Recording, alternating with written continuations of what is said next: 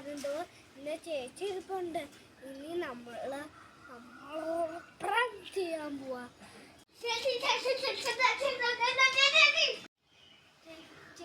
ഇപ്പൊ നമുക്ക് അങ്ങനെ ചെയ്യാം.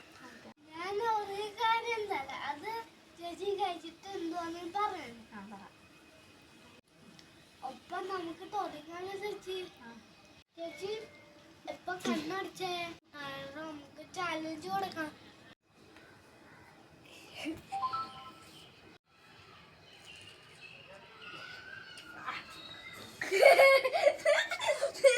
പുളിയാണോ ദേവ?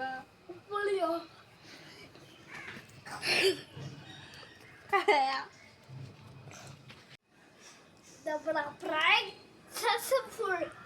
ഇനി അടുത്ത ചേച്ചി പാലെടുക്കാൻ പോയിട്ടുണ്ട്. ആ ചേച്ചി വേറെ നമുക്ക് വെച്ച്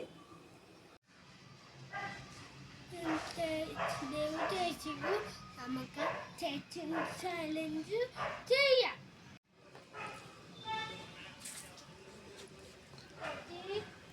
ചേച്ചി നമുക്ക് ചാലഞ്ച് റെഡിയാണോ? ചേച്ചി പേടിക്കണ്ട ചേച്ചി, ഞാൻ മാങ്ങ തരണ, വാ തുറക്ക്.